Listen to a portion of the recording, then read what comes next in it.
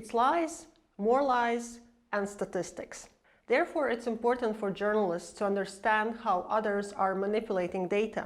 It can be manipulating during data gathering, analysis, and visualization stage. During the stage of data gathering, it's important to pay attention if you're dealing with small data sample. Imagine you have one apple and then you get the other one. You grew by 100% in your apple stock, which means if you see very harsh percentage growth, which seems unbelievable, check if data sample is big enough to make such conclusions. The other sector where someone can attempt to manipulate with data is analysis. Oftentimes, we want to seek if some variables are connected. For instance, low vaccination rate is due to low level of trust in government.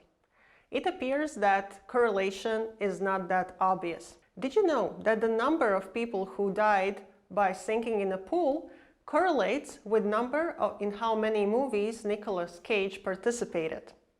Do you think these events are connected? I don't think so. Therefore, before jumping to conclusions, think if what you see is really causation and not just coincidental correlation.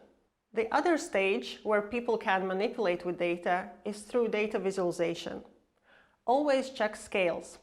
If on the y-axis you see very sharp line spikes, perhaps it's because the y-axis doesn't start from a zero. In 2017, Riga City Municipality published how much people in various cities need to pay for their heat bills. It appeared that Riga was the cheapest one and Cesis was the most expensive. And it looked like that difference is fourfold, whereas in reality it was just by 20 cents per unit. That's because axis didn't start from zero. If you're dealing with graphics that are using pictorials, check if they are scaled right. If you see that a frog is scaled by the height and not by the whole area, it could be the case that it grows taller but also wider, and it looks much more bigger than the value it tries to represent.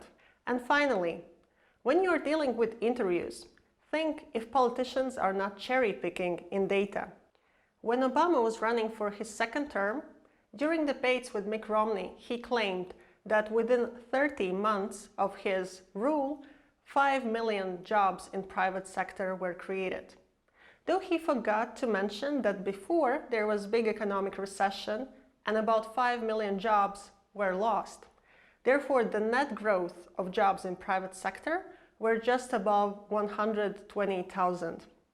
Be aware that if you torture data long enough, it will confess in anything. Therefore, be mindful of what others are presenting to you as data-driven arguments, but also don't manipulate with data yourself, even when you are so sure about your conclusions. Always show it to another person.